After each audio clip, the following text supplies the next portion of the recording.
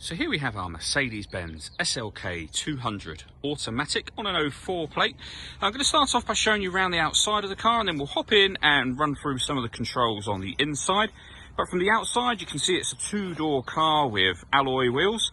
I'll start off by showing you inside the boot, and then we'll work our way around the rest of the car from there. So as we approach the back of the car, you can see we have reversing sensors. Currently the roof is down, so this is the amount of boot space you have with the roof down. Let me show you what it's like when the roof is up and we have maximum boot space. As you can see, you get loads of extra boot space when you put the roof up. Given that it's convertible, and generally speaking convertibles have a lot less space, this boot isn't bad at all. Okay, so we're just going to work our way back round to the front of the car, and then we'll hop in and run through some of the controls on the inside. Now that I've done a full circle of it though, you can see it's in excellent condition the whole way round. Just briefly before we climb in, I think it's well worth seeing the interior from this exterior point of view. You get full leather seats. There's plenty to run through on the dashboard, so let's hop in and we'll do that right now. Okay, now that we're inside the car, we're going to start with the dials. On the left-hand side, we have the speedometer. On the right-hand side, the rev counter and the fuel gauge. And then in the middle at the top, you can see the total miles for this car, which are only 48,522. So very, very low mileage for the car's age.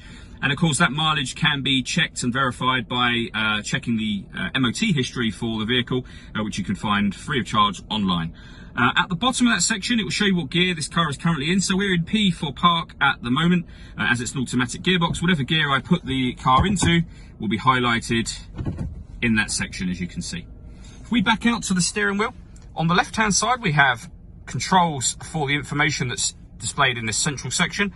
And on the right-hand side, we have stereo controls. Over in the center is the stereo itself. We have a little cubbyhole section directly above that. Then the main stereo, which gives us FM and medium wave radio. Also gives us a CD player just there. And in the glove box, a 6-disc multi-changer. So plenty of ways to listen to your music in this car. Beneath that, we have the controls for the seats. So passenger seat, driver seat. Firstly, this button will turn on the heated seat for the passenger, and then same for the driver. And you've got 3 different temperatures per seat.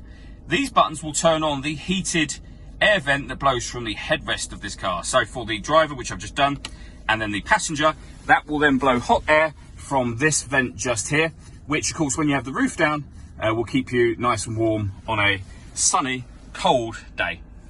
We can also then lock the car doors from the outside just here, and of course you can turn all of these things off should you wish to.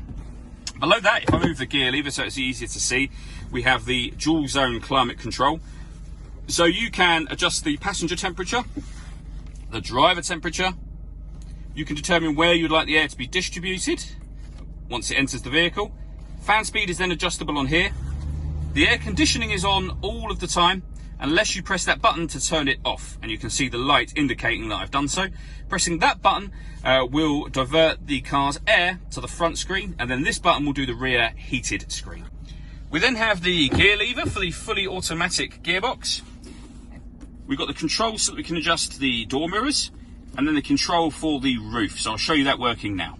Okay, so with the control, you just need to take the roof back, you need to push the button back towards the rear of the car, and then just keep your finger on it. You can see the tailgate opening. The roof is then going to fold into that tailgate section, taking up that small section of the boot that I showed you previously. That will then close, the boot will close over, and the roof is now done. All that leaves me to say is thank you for taking the time to watch this video. If you'd like to come and see the car in person and have a test drive, please feel free to give me a call. I'd love to hear from you soon.